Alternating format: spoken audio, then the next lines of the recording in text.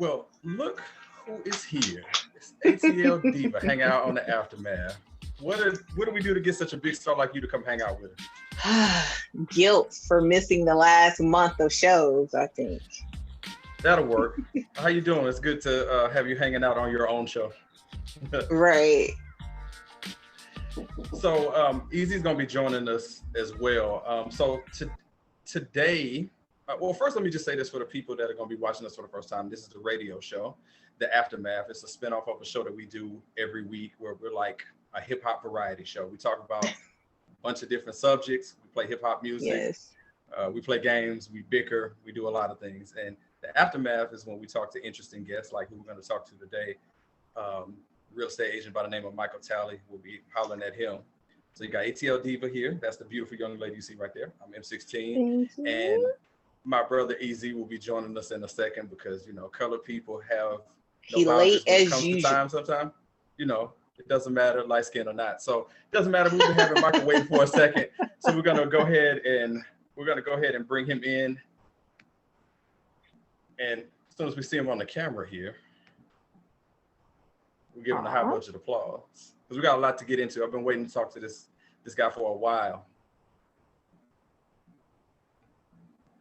Let's see if we got him here. Mike, you there? Yeah, I'm here. What's going on? All right. What's up, man? How you doing? I'm good. Thank you for having me. Yeah, no problem. So we're giving Mike the high budget applause.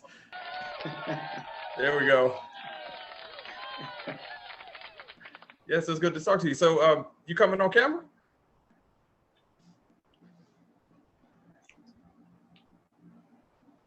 He's like, let me figure that out.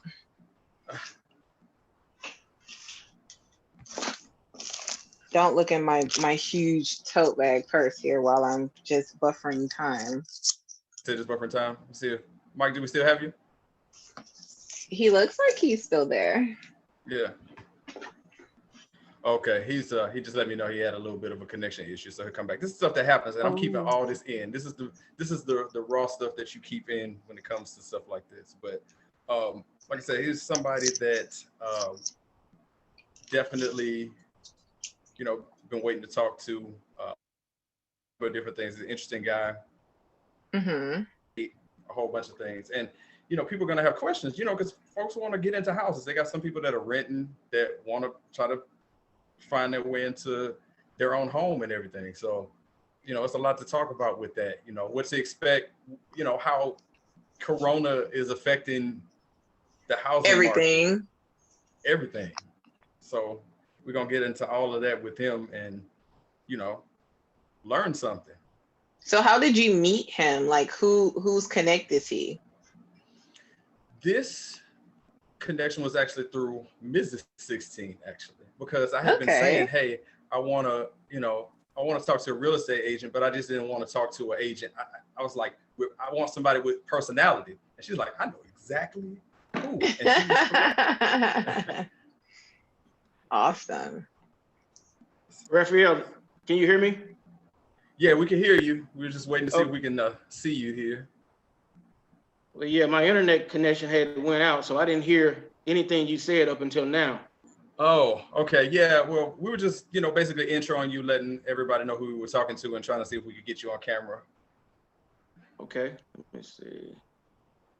There's something I need to do. Hold on. Yeah, just hit it's like a start video button. Yeah, start video button.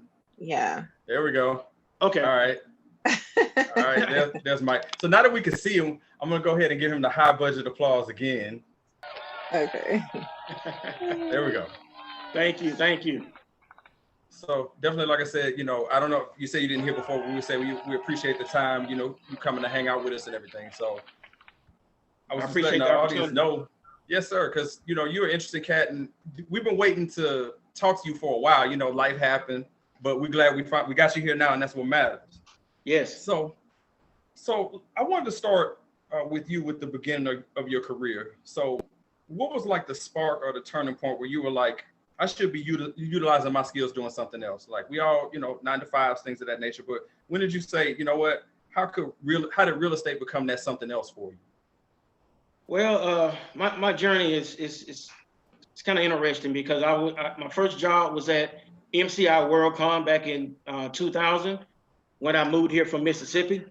Okay. And my boss at the time, his name was Albert, and he was a very successful real estate investor, along with a manager at MCI WorldCon.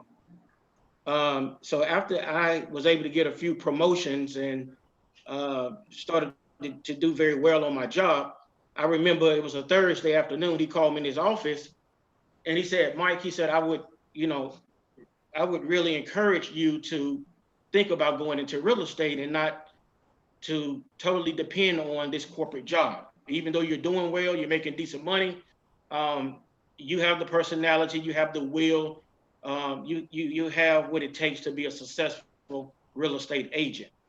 And I didn't know much about real estate. You know, at the time, my wife and I was renting an apartment. So never bought a house, didn't think that I would even be involved in anything like that until Albert sparked something in me, and I started to give it thought. And I think what changed my mindset is when he invited me out to his house, and he lived 3 houses down from Mike Vick.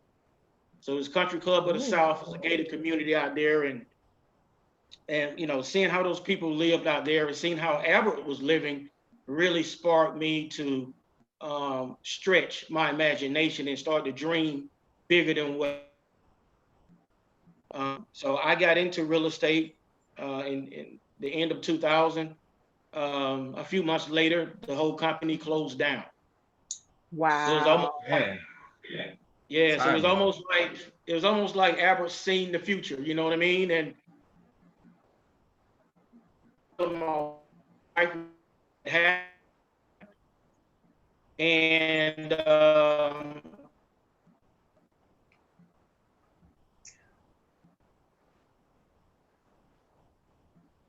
well, We had a hopefully connection his problem again.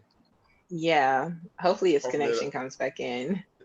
That'll buffer. But that type of stuff happens a lot. Like it happened to me like during the middle of an interview where the entire internet just completely crashed. Like in the middle of asking a question, it just goes away. Well, I actually thought you were going to talk about, you know, the whole corporate experience and like how 1 minute you have your job and the next minute there's a layoff, and at least he took heed to what his boss was trying to tell him. So that was really important.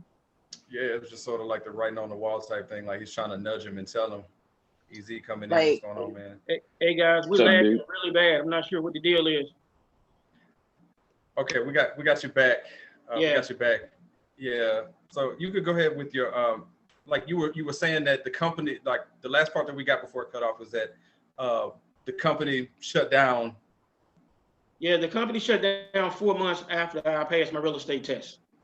And I didn't see that happening, but it did. And I remember going home telling my wife about it, and she asked me what I was going to do. Told her I wanted to go into real estate and take Albert up, up on what he, thought I'd be great at. And she's like, "Well, how much money do they make?" I said, "Well, it depends on if I sell a house or not." So she was like, you go from making $50,000 a year guaranteed to if you don't sell a house, we don't have any money coming in. She said, "But I believe in you. I trust you. And if it's something you feel like you want to do, I support you 100%. So you need in situations like that where you got somebody to prop you up and push you. It makes the difference. Yeah. So that was the turning point for me. I quit my job. I worked at UPS at night, for almost 2 years so that I could have my days to practice real estate. Nice. And now here you are, making it happen. And I don't mean to jump too far ahead, but I wanted to pick your brain about something that had to do with real estate, with the big market crash that came in 2008, when the recession was starting to come in, and we know what a mess that was. So as you're going along through your career, how did that directly affect you and what you were doing at that point in time? Well, I was afraid like many of my peers. Some of my friends never, they got out the business and took jobs and never recovered. When the market crashed, something called short sales became very popular for homeowners. And a short sale is when a homeowner has a house that is, just say the loan amount is $200,000, but the house is only worth $100,000. well, then at that time, banks would consider doing a short sale, for those individuals. Short sale is not as bad as a foreclosure. So they were able to sell their houses via a short sale, even though the house was worth less than what the loan amount was. So I had to take additional classes and get certified to do short sales, to go into these homes and educate and consult these homeowners so that they wouldn't lose their house to foreclosure and be ruined for the next 7 or 10 years. So to answer your question, I had to get additional certifications, and I had to adapt to the market. I had to add value to what I was doing so that I could stay in business. Nice. And you adapted and you came out on the other side of it. We all kind of had to pull tight around that time. Yeah. So just to reintroduce everything, we're talking to Michael Talley, Michael Go-Getter Talley. All right. Yes, sir. Yes, sir. You can check him out. His website is talleyrealestategroup.com. He's on Facebook at Talley Real Estate Group LLC, and phone number 866-211-6778. Now, my co-hosts that are here, we all were excited to talk to you because they have many questions. Got Easy and Atl Diva here. It's y'all turn to take a crack. What y'all got for Michael Talley? I guess I can go first. I know that a lot of people are giving advice on home ownership from a point of, I guess I would say, an employee status for like companies. But do you have a short synopsis or a plan of how entrepreneurs can prepare themselves for home ownership? Because it's a little bit of a different process for entrepreneurs, I think, because sometimes you are paying yourself, and then if you have a W-2, sometimes. How would you recommend entrepreneurs just kind of prepare themselves to make the process easier on themselves? Well, the first thing is to make sure you're paying your taxes. You'll be surprised, a lot of business owners are not properly paying their taxes.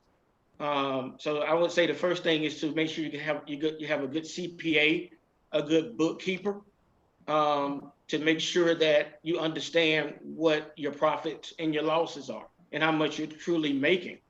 It's one thing to make $150,000 a year, but if your expenses are $120,000, well, then you're only making $30,000.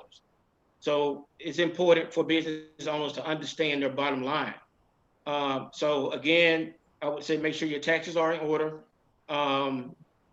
It would be great to W-2 yourself and pay yourself a salary from what your company is earning. And that makes it easier for a loan officer at a bank or somewhere to actually approve you for a mortgage. Without that W-2, they're going to need, maybe 6 months of bank statements, your business bank statements showing regular deposits. So they can do it that way. I purchased, houses in the past based off of my bank statements because I didn't W-2 myself initially, right. but I was able to show regular deposits into my business account. So I had the credit score. I could show that money was coming in, and I didn't owe any taxes. And it's okay to owe taxes as long as you have an arrangement or an agreement with the IRS. How far back banks, because that's kind of what I was thinking about. That's what I know about, is that you can show your business deposits as like proof of income coming in. How far back are loan officers typically looking at for your bank statements? I know I hear different numbers. Of course, it's going to vary loan officer to loan officer, but what would you say the average is? I would say 6 months. 6 months, okay. Mm-hmm. Yeah, I personally had to show 6 months to my loan officer in order to get approved. And do you know what the average credit score should be for entrepreneurs, in addition to having about 6 months for people who are out there who are trying to get themselves together? Well, right now, a 640 credit score will get you approved. So if you have a 640, you have some reserves in the bank, and you can show regular deposits, you shouldn't have a problem. Sounds good. Those were all my questions, which is why he made me get on today. I was like, can you just ask these questions? He was like, well, why don't you just jump on? I was like, okay, I have an hour. I can, take a break from doing other stuff and I'll just jump on and ask questions myself. I think it's important. It's kind of frustrating for us because sometimes there's all these different little rules and things that you know and then you don't know. So those are really great answers. Thank you. Easy, do you have any questions? Yes, I do. Hey, Michael. Hey. What advice, or I guess, do you have a short list of like what you would recommend a first-time home buyer have? Well, the first thing is making sure that the first-time home buyer has the credit score. I mean, that's the first step. If you don't have the credit, you can't get approved. It doesn't matter how much money you have in the bank. And some people, ask me all the time, well, Mike, I got $50,000 in the bank. My credit score is a 570. Will it matter? It's not going to matter. You got to have everything. You have to have the minimum credit score along with the down payment. So I tell every first-time home buyer, work on your credit score, get it up to where it needs to be, minimum. Save some money because you're going to need money for down payment, closing costs, inspections, appraisals. You're going to need money for all of those things. So that would be my tip to anybody that would like to purchase a house. And sometimes there are grants available that will cover your down payment, but those grants now are like far and few between. It's not many of them out there. Georgia Dream used to be a program that I used a lot for like younger couples that didn't have a lot of savings. But I think that program is still in existence, but I don't think they're lending or granting as much money as they have done in the past because of COVID. So a follow-up question, then I got another question for you. So rough estimate, how much do you think somebody would need to cover down payment, closing costs, all that good stuff? Well, it's going to depend on the house. Let's say $100,000 house, down payment is going to be typically 3.5%. That's a FHA loan. If you go conventional, well, then it could be 5% or more. But FHA is normally what first-time home buyers use. So 3.5% of 100,000 is 3,500. Closing costs could typically run 3% as well. So now you're at $7,000. Appraisal fees, $4,500. So I would say to buy a $100,000 house with the seller not contributing toward closing costs, the worst case scenario, money-wise, would be probably $8,000 that you would need to be able to touch. Okay. So my second question was, I'm assuming you were in real estate around 2008 when the market was crashing. Yes. How would you compare what's going on now with COVID to what happened in 2008? Well, I don't think we're going to see a market crash like we seen in 07, 08. I don't think that's going to happen. I think the banks now are doing whatever they can to work with sellers that may have ran into financial issues because of job loss due to COVID. So I've seen banks to actually take what a person owes in arrears and actually put it on the back of the loan and allow that person to start over. Like if you're 2 months behind and you call your lender, I've seen where Wells Fargo will say, okay, you owe us $4,000, and what we're going to do is just put it on the back side of your loan, and you're going to start fresh next month. Will that help you? And a lot of people, it does help if that person has started a new job, but just kind of in between paychecks. So I don't think that they're going to allow the market to crash and do what it did back in 07. I don't think that benefits anybody. I'm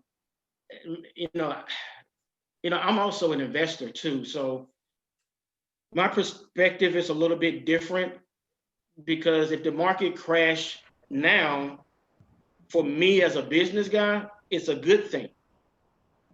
Not because, my primary house would lose value if the market crashed today, but that would allow me opportunities to go out and buy investment properties cheaper than ever.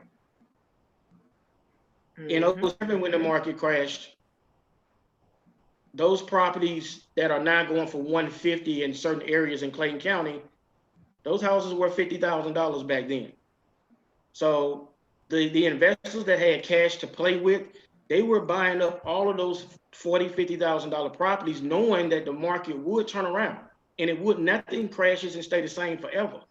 So for the individuals that have money to play with, when the market crash, they buying up everything and they're holding it until the market recovers. And that's how you become a millionaire overnight. Is when everybody go left, you go right, and vice versa. When everybody is afraid, you shouldn't be afraid. When you have money, you have options. And that's what my wife and I, we've been doing, you know, is preparing for the next crash. I won't miss out this time. Yeah, it's funny you mentioned that, because I was going to ask, what advice do you have for somebody that's looking to invest in real estate or trying to own properties so that they can lease them to businesses or lease them to people that are looking for homes to stay in? Yeah, the investment game is very tricky, and like anything else, you have to make sure you get the proper education. If you can find a mentor, that would be great. But a lot of times, you know, you're gonna have to pay. You're gonna have to pay somebody to mentor you. You know, I would say join investment groups and start going to seminars and networking with the players in the market right now. You'd be surprised the people that's willing to help you if you simply ask. And investing is, I think when people look at these flip my houses TV programs and people out in Beverly Hills and different places, they make it seem like it's easy. Like, hey, you just wake up and a seller call you and say, hey, I got $1 million house. I want to sell it to you for $200,000. And you go in and put carpet and paint in and you make 800 grand. You know, that's not real life. So those shows are really not something you should base reality off of, because their whole thing is viewership. If I can sell a dream, well, you're going to keep tuning in and they're going to make more money. They probably make more money off of that TV show than actually investing in real estate. So I tell anybody that want to get in the game is, again, just like buying a primary house, get your credit in order, get your money up, and get the proper education. Because one bad deal can bankrupt you if you don't know what you're doing. Me and my partner, we recently bought a house in Riverdale. We in the process of rehabbing it right now. And I simply found this guy because I send out mailings to absentee owners. So I compose a list of everybody that owns property in a certain county that lives somewhere else. So this guy that we purchased the house from, he lives in Jersey. And I sent him a direct mail postcard, basically saying, you know, I'm looking to buy additional properties in the county. You own a property, would you consider selling for the right price? If so, give me a call. The guy gave me a call. He hadn't seen the house in 5 or 6 years. You know, he's in Jersey. Basically, I don't know what his problem is, but he was like, well, how much would you give me for it? So I gave him a number. The house is worth $150. We paid $50,000 for it. We got to put $30,000 in it. Put a new roof in. We put new flooring, appliances, the kitchen, fixtures. All of that is going to be changed, but we'll probably be in it $85,000, $90,000 if worth $150. So we're going to split the profit and move on to the next deal. Mm-hmm. Have you ever heard of the app called Fundrise at all? Fundrise? Yeah, apparently it's like a I guess what you want to call it, like a Robinhood, but for instead of stocks, it's for properties. Oh, okay. And like you can link your bank account to it and you can invest in properties through the app. I didn't know if you had heard of it or not. No, I haven't. And you know, I know a lot of different investors that reach out to try to encourage investors to invest in what they have going on, their different projects. I never got into that. You know, if I can't be a partner in a thing, especially real estate, I need to know what's going on from A to Z and not just giving you my money. You be like, oh, you know, in 6 months, you know, I'll give you such and such back. I'm more hands-on, and, you know, I just can't imagine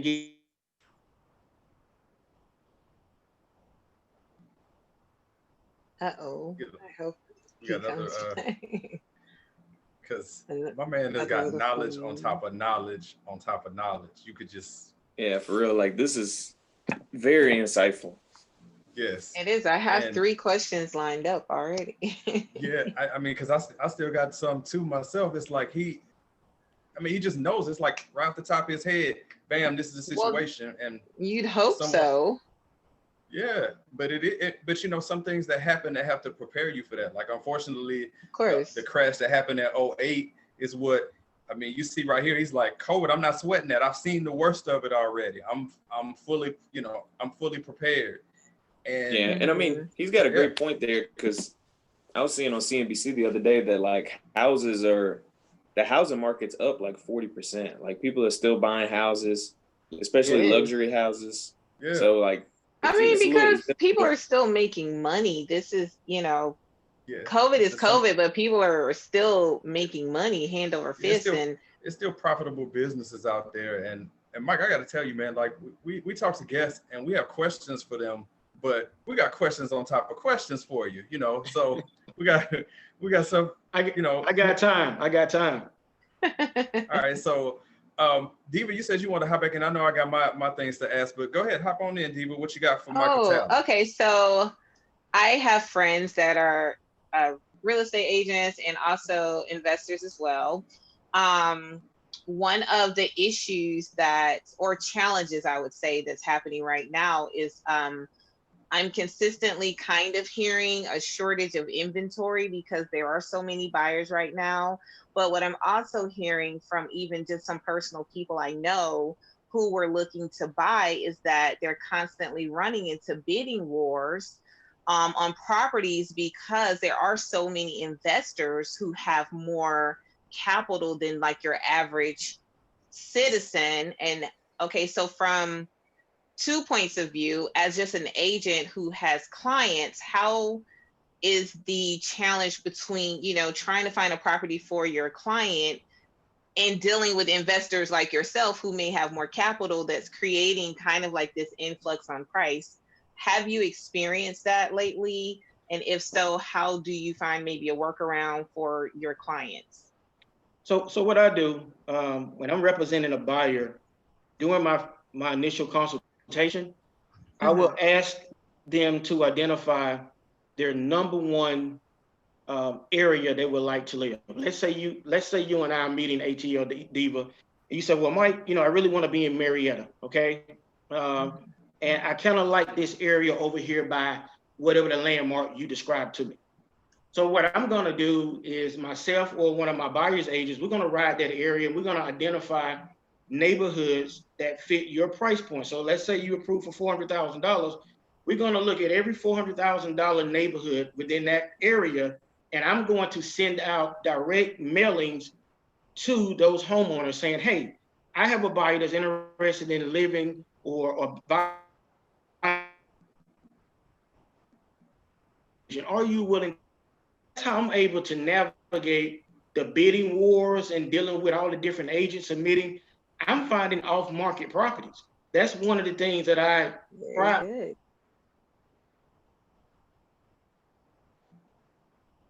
That's an excellent workaround right there. We're getting the good answers. I know, but that's so creative, and I like the fact that he's thinking outside of the box because that is a big problem that a lot of people have been facing. And regular people don't want to overbuy a house. They don't, because if the bank only approves the house to be appraise it for a certain value, if you do get into a bidding war, you may have to pay the difference, Yeah. So that is a good workaround because some people will sell their house if somebody wants to buy it, even if they're not on the market. I've seen that happen, more so with $1 million houses, but. And you got to think about too, like what it's worth today. They probably bought that for like not nearly as much. So if you giving them $400,000 and they originally bought that house for 90 to 100, they might just take your money and dip and go get something else. Exactly. Like everybody I know, their houses are increased. Have you checked out your value M16 lately? Everybody I know, their house has gone up like significantly. Yeah. Going up. Yeah, absolutely. Oh, come Yes. on. We were getting to the meat and potatoes of this question. You I like know that meat and it's potatoes? yes, it's tech. This is the stuff that happens. And you just kind of deal with it because we did before we even got on YouTube, that would happen where we're just on the radio and it would, we have all these, but it like it's those things like again that they happen. It's not like purpose. It's happening on purpose. It's just one of those things that you can't So control. what But are you gonna do? no, you can't. You just you try to work around it the best you can, and that's what we're doing. And we're making it work. And there's He's Mike. back. Yeah. I love I the don't blue know. door. This internet, I got to walk outside. I don't know what's going on. Uh-oh. It's a beautiful day. You hear So me? Yes, we yes, can Yeah. we hear can you. hear you. Yep. Yeah, I was forced to get AT&T when I bought this house 4 months ago. Typically, we use Comcast, but AT&T is trash, as you can see. Do you have a satellite? Yes. It's cloudy today. It's supposed to rain. And being somebody who used to work with that, I don't miss those phone calls. People get upset, especially when there's a game on and men get hoofed.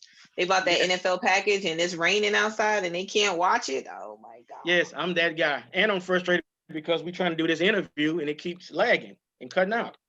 But yeah, it happens, but that's okay because you're giving great answers. And we were talking when the last part cut out is that, with technology, this stuff happens. Mike, if I sit here and talk to you about all the things that went wrong when we've been in the middle of sometimes with interviews where we've had the entire system crash, we've had, you name it, it's happened, so no worries. Usually on M16's watch though, but Yeah, but no worries whatsoever. Like I said, this is like par for the course for what happens around here. But I did want to jump in and ask you because you had mentioned earlier about how with credit score, even though people have money in the bank, they're like, hey, I got money, this can get me somewhere.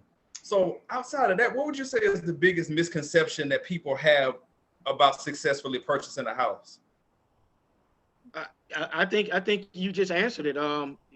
Most people think because they have money, they don't have to have any credit. It's going to take both in order for you to purchase that house, unless you're paying cash for it. Yeah, because you would assume for most people it is a misconception where you're like, I got all this money in the bank that I could pay any fee that you're asking me for. Why does my credit score matter? But you made sense of the whole thing of it is that if one doesn't match, it doesn't fit. You got to come with everything, not just part of it. And it doesn't make sense for you to have $100,000 in the bank, but you don't pay your bills. That's a whole nother discussion. You're making money, you have money in the bank, but you don't pay anybody. Your car note is late, you've been late on your mortgage. Not even your mortgage, but your rent. If I call your landlord, well, then you don't ever pay on time, but you have money in the bank. So I scratch my head on that. I don't understand it.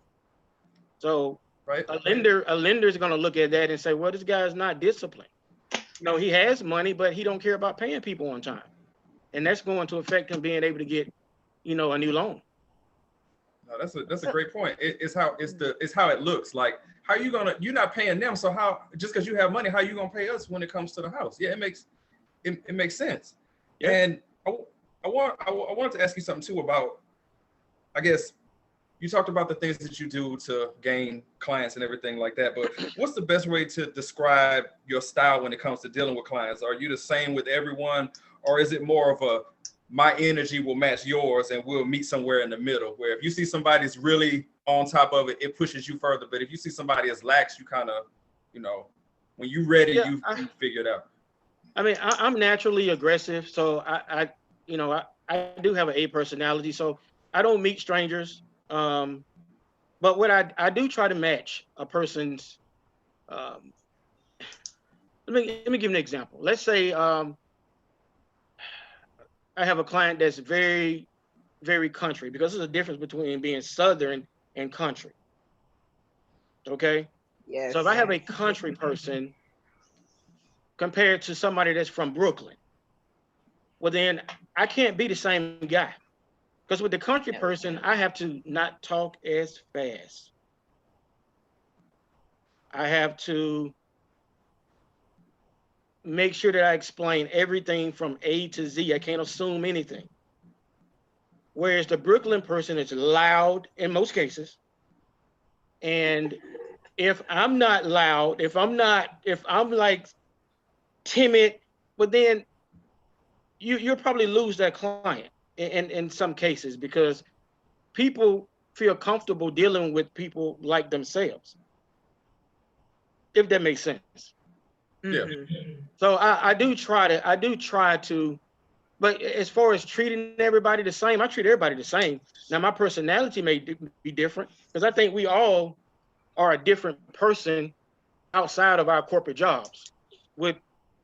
Is that fair? Is that a fair statement? No, that's a fair statement. Yeah, when you go to work, when you walk through those doors and you're around your boss and supervisor, I mean, you really not the person that they think you are. No. You just have to play the role just like they do. You know. So with my clients, I treat everybody the same. Doesn't matter if you're buying $100,000 house or $1 million house. You're gonna get treated the same with the same royal treatment, but my personality would be different. The time that I spent with you, as far as explaining every little thing, it depends on where you are in life. Some people, you ain't got to talk to them about credit; they get it. You know, others you got to explain the difference between a credit card and a debit card. Or, you know, I was talking to one guy, he didn't understand it was 3 different credit bureaus. He thought it was just Equifax. So I knew with him that I needed to be very careful and not to assume that he knew certain things. So I had to make sure I was crossing every T and dotting every I.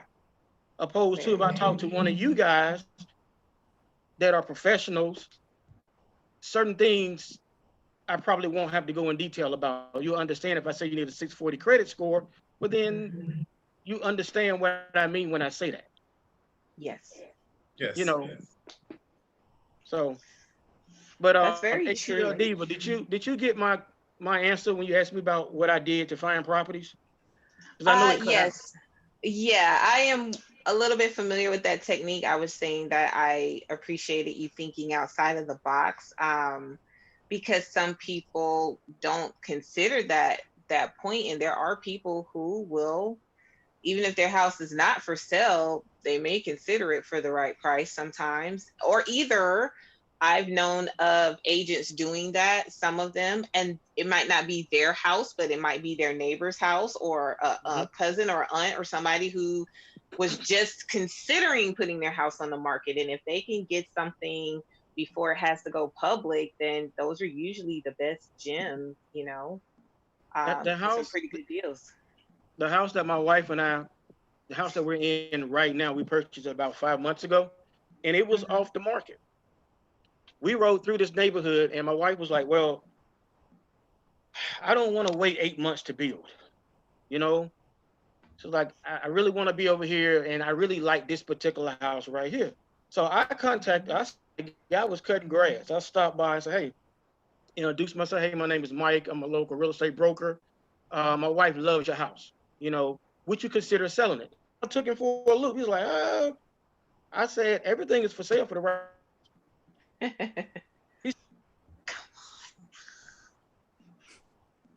This internet. Ian, guys. Okay, there we go. It's killing me. There we go. All right, me too. Yeah, every time I ask a question, it goes. What's going on? Yeah, it's crazy. My internet is unstable. Well, that was my next question. Was actually going to ask you about construction. The guy was cutting his grass, and y'all were talking, and what happened after that? Well, he said he needed to talk to his wife about selling the house. And he called me back and said that he would consider it for me to send over an offer. Oh. So that's how we bought this house. Excellent. Now I mean, he didn't pay any closing costs. I actually paid probably about $5,000 over what the house was worth, honestly, when I pulled the comps. But my wife loved the house. You know, it's in an area where homes are probably appreciating about $32,000 a year. You know, so she was like, we'll make that up. 5,000 is not enough for me to just wait damn near a year. Yeah, you know what I mean? Yeah, so I find a lot of off-market properties that way, not only for myself, but for my clients as well. So that leads me to my next question, because you did mention that, and that's something that I want to do is just build. What advice do you have for construction to perm loans? Because most agents don't ever talk about it. I have found some interesting information on bank websites and stuff like that, but for people who don't understand that, it's just building a house from scratch. It doesn't have to be in a neighborhood. You just get your land either in a neighborhood or not, and then you want to build a home. What is your experience with that process, so to speak? Well, I think the most important thing to remember when you're doing something like that is to make sure you get the survey done on the parcel that you're going to build your land. There has to be a soil test done. You know, so I think those are the two most important things. As far as the loan is concerned, you know, that's really a loan officer question. You know, because typically when my clients build a house, I send them over to my guy at MBKC Bank out of Kansas City. And, you know, he takes it from there as far as, you know, the loan piece of it. My job as the agent is to make sure that the survey is provided by the seller, to make sure that the soil test has been done, to make sure that, you know, the house foundation won't sink and you won't have erosion issues. So as an agent, that's my job. But as far as that loan piece of it, yeah, you know, I have good loan officers in place, and they take it, you know, they really take it from there.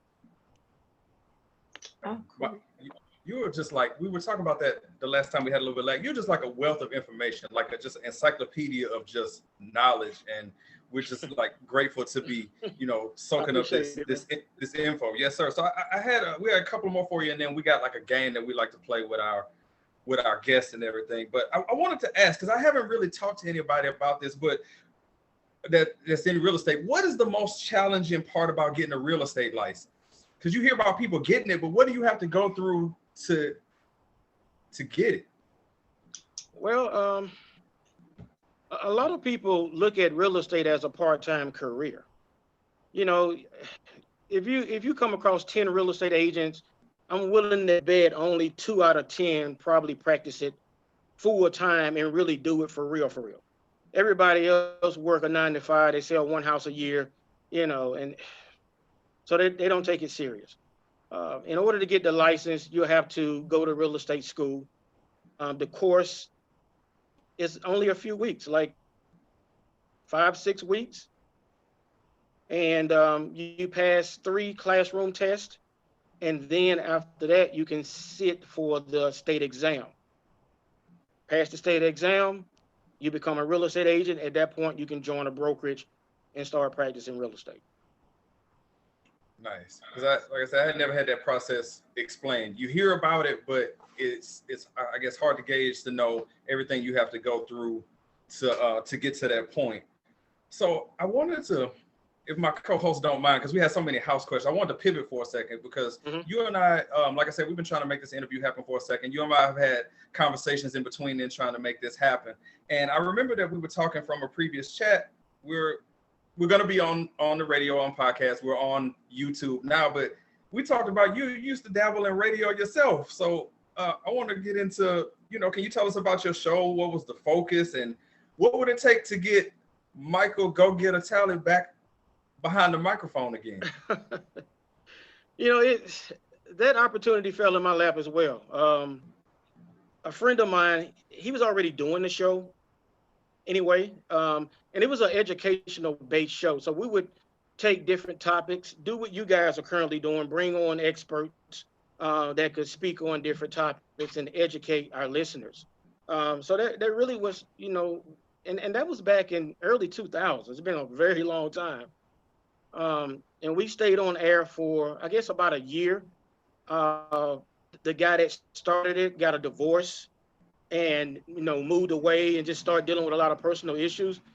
And that's really how the show fell apart, because he was the anchor, you know what I mean? And I was just the co-host, you know, adding value, you know, with the whole real estate thing. And just, a whole plethora of other subjects that I could speak on. But it was a good experience overall. It really was. But it was an educational based show. Nice. It's just so nice to see so many people be multifaceted because, you know, you did the corporate thing and now you're making it happen being a real estate agent, and then you dabble in radio. I mean, it's an interesting story with a lot of layers to it. And you know, the weird thing about it, Raphael, man, I mean, I've had so much to happen in my life, man. I can't even get it all in this 1 hour, but I had an internship at V103. I moved here in '99, man. So it was 2000. That was right before I started working at MCI WorldCom. Okay. So I had went to broadcasting school out in Cobb County and got a internship at V103, but I couldn't take it because I couldn't work for free. I couldn't be nowhere all day and not make no money. You know, I went out to Feel you on that, man. Feel you on that so bad. Like, Yeah, I just remember being in college and half of the internships I talked to was like, oh, well, the internship's free. It's like, man, I cannot work 8 to 5 and not get no compensation, especially in college. Like, I feel you on that. No, you know, if I had been single and not had, you know, I had my daughter at the time, she was a few months old. You know, I had a wife that was in between jobs, so it wasn't the right time to be. I did have an opportunity, and who knows where it could have went. I did a lot of networking with Ryan Cameron, Ski, you know, met all of those guys. Had conversations with them, been to some of the same events, and I made it my business because I was trying to, you know, really get in with those guys. I made it my business to be wherever they were. Like I said, you guys you know, still here? yeah, I guess you got to make it look. It's. I guess the way you look at it is that it happened the way it's supposed to happen. You know, you're successful. You know, you're doing your thing. You're building up your business. You've built your business. And I was gonna say the main thing that I find that was admirable with that whole thing is that you kept the queen happy. She told you she wanted a certain house, and you was like, I'm gonna make this happen. So that's the main thing, is keeping the queen of the house happy is a big deal. Happy wife, happy life. I truly believe that. It's facts. It's facts on facts that if that part ain't right, then you got some problems going on. So you know, it's important. You know, it's important to have the right spouse, man. You know, if you don't have the right woman by your side, I'm not saying you can't be successful, but it's gonna be tough for you. It's gonna be, because my wife can see things I can't see. You know, I run stuff by her. She's not even in real estate like that, but I can come home and tell her how, you know, she's like, how's your day? And I'm like, I'm dealing with this, I'm dealing with that. And let me give you an example, man. Two weeks ago, I have a listing out in Fayetteville. It's a foreclosure. And typically I don't meet people. I don't meet people at the house unless they provide a pre-approval letter, because I don't run around just running around and showing houses without a pre-approval letter. I just don't waste your time. Yeah, I got too many houses to be doing that. So I was on the phone with this guy, older white guy, and I had him on speakerphone because me and my wife was, you know, at home together, and we were talking. So I put him on speakerphone. He's like, hey, this is Johnny, and you got a house in Fayetteville. It's $380,000. My wife loves it. You know, can I take a look at it? And you know, so I told him, I said, I have no problem, sir, with showing you the house. I said, no, do you mind if I ask you, have you spoke with a lender? Are you paying cash? You know, tell me a little bit about how you intend on purchasing the house. Oh, no, we haven't spoken with a lender. We could pay cash, but we probably won't. So my wife was like, she gesturing in the back. She's like, just go show the house. And I ended up going show the house. Do you not know those people bought that house cash? And I closed them next Friday. And with my wife telling me that, put an extra $20,000 in my pocket. Man. Seriously. Women's intuition is amazing. I'm telling you. So she tells me, she said, Mike, she said, you know, we're in Fayette County. These, especially the other kind, you know, certain people, they have money. They may not look like they have money, but they have money. Yep. Yes, they do. So her intuition served me well by suggesting that I went on and showed that property, which is totally out of what I do every day. But it worked. So I just said that to say, Raphael, man, that it's important that we marry well, whether you the male or the females, marry the right person. You know, because that support that you get at home, man, you can't get it nowhere else. No, it's facts. So it's true. facts. And I can speak that from experience too, because some days when I don't feel like I can prop myself up, my wife has my back, 200%. And I know that support's going to be there. So I can understand exactly where you're coming from. That's why I admire you making sure you took care of the queen when she was like, I want that house. And Michael was like, damn it, we're getting this house. I'm making it happen. And he did that. Yeah, man. Yes, sir. So I didn't want to step on my co-host if you guys had any more questions for Mike, because we got our game that we play with him, and just also one other thing too, if y'all didn't have anything else. No, we'll just have him back for another show another day. Yes, absolutely. Yeah. Probably get Mike behind the mic again, get him the guest host or something. So I did want to say something real quick. Yeah. It's funny y'all talked about making sure it's the right one, and I just went home for Thanksgiving, and my homeboy was getting married, and I linked him up with another homeboy, and I was telling him like, hey, this is my homeboy. He's getting married. My homeboy's already married. So the homeboy was like, hey, I'm about to get married. Like, what advice you have? And he was like, are you sure? And he was like, if you ain't sure, go ahead and don't show up tomorrow. He said, but if you sure, best of luck to you. You're going to be all right. And I was like, wow, that meant a lot, but it was something so simple. Like, like as long as you sure, you good. I all the time, like, do guys know? Like, do you guys know if she could be the one, if she could be your wife or something long term? And I think a guy, I know the first initial meeting. If I meet a female, if we go on one date, go to dinner one time, I can tell you if she's the one or not, because I'm asking probing questions. And so it's not like an interview, but I want to know some things about you. I want to know if you have ambition. We're going to talk about a lot of stuff that's important to me. And if she has a problem with that, well, then we're not compatible, because we need to be able to communicate. I mean, we're here on this date for a reason, right? So we're here to talk and get to know each other, or we're going to just sit around here and just look at each other we're wasting time. It's factual, being spoken from experience here. So, so Mike, I wanted to, one last thing here is that we had your contact information here, which is your website, tallyrealestategroup.com, and then you're on Facebook, Tally Real Estate Group, LLC, and then the phone number 866-211-6778. Is there any other places that I might not have mentioned where people can find you if they're interested in, they're purchasing a home, they want to do some business? Where can they find you on social media? Michael Go-Getter Tally on Instagram and Facebook. The other websites, tallyrealestategroup.com, you already mentioned that. I can be easily contacted there, but definitely go to Instagram and follow me there, Michael Go-Getter Tally, and Facebook as well.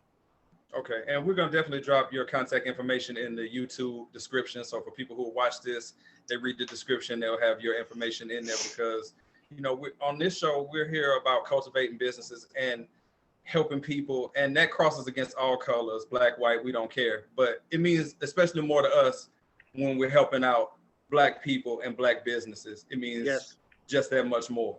So appreciate the time, but we do have a little game that we like to play to get to know our guests a little bit better. So we did a show yesterday and I explained it perfectly. Usually I fail really bad at explaining how this goes. We're gonna see how good Diva already laughing like he about to mess this up real quick, but it's a game that we play. It's called Don't At Me, where I'm going to ask you a few rapid fire questions. Like an example is, I'll say, Mike, Coke or Pepsi? And you would say Pepsi, don't at me. Like you would say, don't at me on social media or something like that. So that's how I would.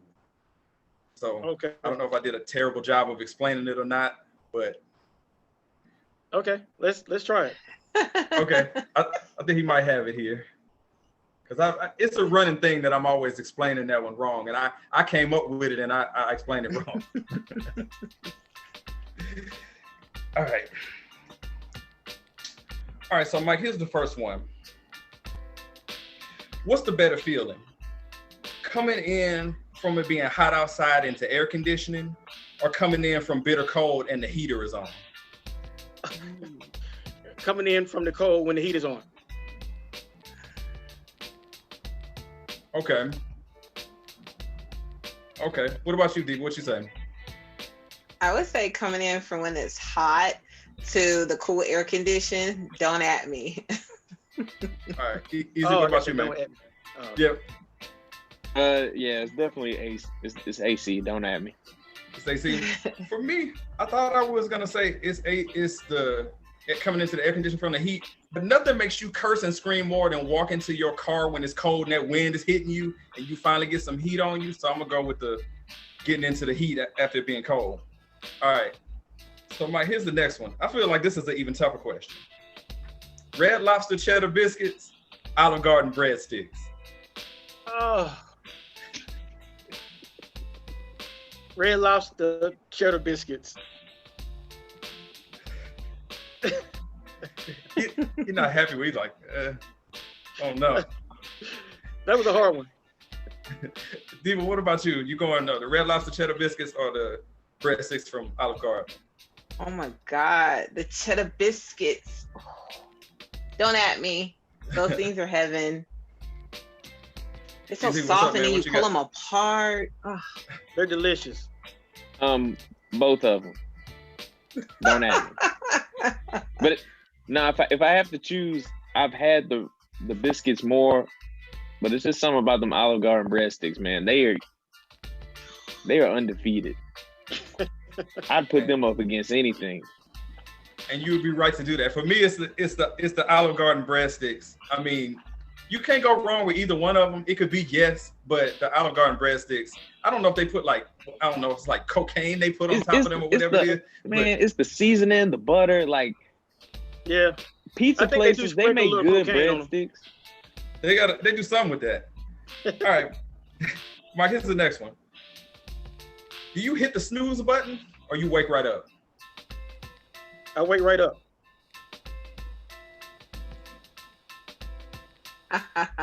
I'm hitting the snooze button. Don't at me.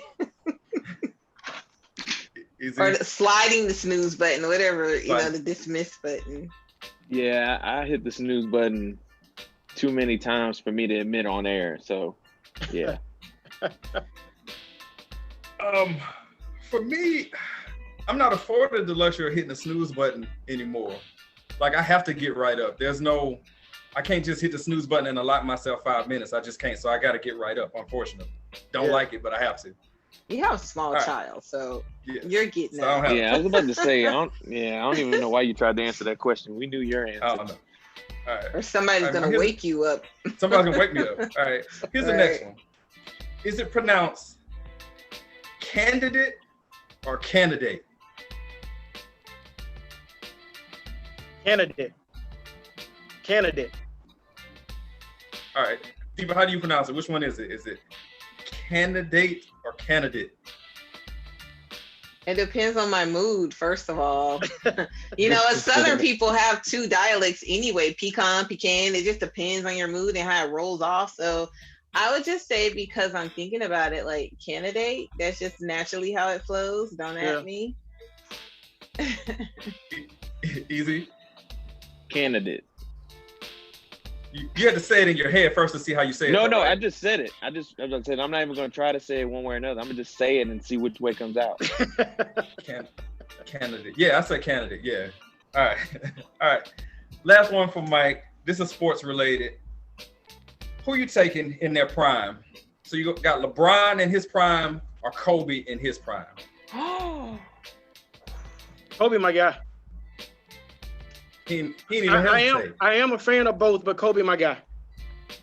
I just have to say Kobe because that's who I grew up with. You know what I'm saying? So don't at me. They're both amazing. I really don't see how people compare them, but I would just say Kobe because that's my age group. Got you. A lot of memories. Easy. What about you, man? LeBron James. LeBron James. So it's LeBron. It's absolutely LeBron. You and I talk about this all the time, and Mike, you might agree with me.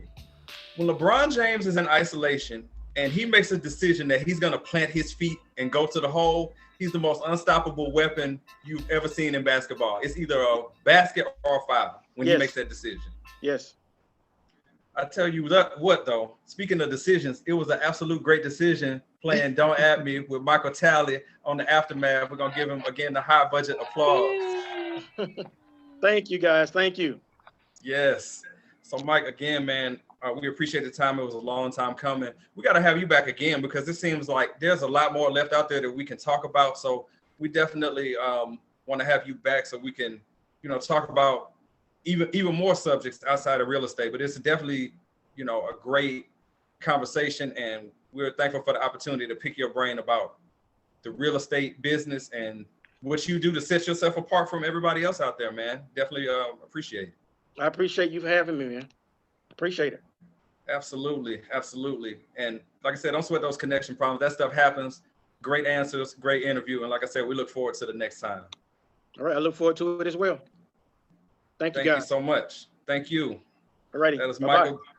All right, sir. That is Michael Go Get a Tally. Make sure y'all check him out. We're going to have that information in the YouTube description and the podcast description for sure. All right. So, Diva, Easy, did y'all get all the questions that you had out there? You feeling a little smarter about real estate now that you talked to Michael? Yes, absolutely. And make sure I have my 6 months on deck next year, 6 months, ATL Diva, 6 months. I know. But you probably need to contact my lender, at least have some options. I say you may have somebody in mind, but it's always good to compare apples to apples. That's right. I think so. I mean, I have about 2, that I think I could communicate with, but I definitely think with projects that big, you should really, really vet the people who are going to be handling your home information, because there are some people who can get it done, but there are some people who can truly, truly get you a really good deal based on their knowledge. And also keep you from delaying your own process just because they didn't advise you properly. So right. I definitely think that's super important. So yeah, I will follow you on Instagram, and then I will follow up for that information. Okay, sounds great. Nice. Deal. Thanks, Mark. Like I said, again, appreciate your time, man. For sure. Thank you, sir. Thank you. All right. All right. Y'all have a good one. Enjoy your evening. Saturday, guys. I have to too. go do some more networking, but I will talk to you later. All right. You got some networking going on, you said, Diva? Nice. Networking yes, have to push this product here. I have a few people who are interested, so what is I have that? to go do that. It's I just launched a new company called 9 Hair Co, and I created a beard oil for men. So all right. Yeah, so it's a really lightweight oil. If you want, I'll feel free to, I would love to send you a sample if you want to check it out and let me know what you think about it. Cool. So the website just launched about a week ago, so I actually have already started filling orders and people are pretty happy with it. So I love it. Yeah, so I mean, men were saying this is what they wanted, and they said that people aren't listening. And so I said, okay, well, I am a master cosmetologist. I will make one. So I did. I love it. So far, so good. Well, you saw she stuck that one in there. She's like, I'm a master cosmetologist. It says it on the license. It says it on the license. She said master. Like my barber, not this just license says master. Yes, master. Listen. So that is their thing. That is a big difference from just being a hair. I mean, like I have to put in way more hours, and then I have to take a whole different state exam, and it costs me money. If as somebody that's got their masters, you best believe I'm putting MBA on everything. You're gonna know I went to school and got this. Same thing with people. Well, it's more so because you have a lot of people who are out here making products and stuff, and they have no background in that industry at all. They just came up with it. So sometimes it just gives you credibility when you are pushing a product and they're like, oh, okay, well, do you do hair? No. Are you a barber? No. And they just come out with something and they want you to use it, but they're just making stuff up. They don't really understand what they're doing. So I get the frustration. I get it, because sometimes when people say, oh, are you a real estate agent? I said, no, I'm a real estate broker. It's a difference. I'm a broker. It is a big difference. Yeah. Trust me, it costs more to be a broker. Okay. It's a lot more responsibility. A lot more responsibility. You got to pass additional tests, certifications every year in order to keep your broker's license. If you go to school to get that certification, that doctorate, whatever, you correcting people every time. Don't call somebody Mr. Whoever. It's Dr. person. Like, go ahead and. He said, let me correct you on that. Hey, Raphael, some of us say, well, my friend is a real estate agent. I'm like, okay. How many houses do your friend sell? I think they sell 2 houses a year.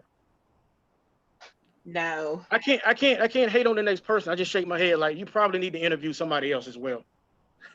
And then the industry changes like day to day, like seriously, sometimes hour to hour. And that makes me a little uncomfortable. If you only sell twice a year, that means you're not keeping up with the trends, to be honest. I'm just going to be real. I mean, I have my cousin does big numbers, and she is very, very attached to understanding what's going on, throughout the day. Things change. And if you're not on top of it, you're not going to get good deals for your clients. You're not even going to know what's going on. That's right. That's right. And her clients are, people who have money. They don't have time. They don't want to hear excuses. They just want you to get it done. That's right. So good stuff. Right. Yes. That's awesome. Yes, we need a part 2 to this. We do. M16 will follow up for that in a couple of weeks, and especially in the springtime. Let's do it. I shall. Mike and I keep in pretty good contact, so we're definitely gonna make that happen again. And I wanted to do this while it was on my mind. Some quick housekeeping about the show, real quick. That we have another episode that we dropped yesterday that's still out there on YouTube for people to check out in the archives. It's also available on all the streaming platforms. So it's Spotify, Apple. It's too many to name. We're on everything. They make fun of me because I put us on everything, Mike. So we're on everything, and be able to find this episode as well, YouTube and every audio streaming provider known to man out there. And back with another show next week with the whole crew. So anybody else, you guys got any parting shots? Because Diva about to go network. Michael probably about to sell another 2 or 3 houses. He probably had deals going while the interview was happening. I'm about to go to my son's basketball game. Nice. Oh. Out there supporting. So he's selling houses, keeping the wife happy, and being there for the little one. So if you can't buy a house from anybody, buy one from Michael. Go get a Talley. Please do. I appreciate it. I appreciate the business. Yes. So we'll have that out there. Easy. I know you're probably gonna go watch college football or something like that. So I don't think there's any good games on, so I'll see. We will. So again, thanks to Michael Talley for being our special guest today. And we'll be talking again soon. So check us out. The radio show, The Aftermath. Another episode in the books. We'll catch y'all down the road. All right. Peace. Next time. Yes.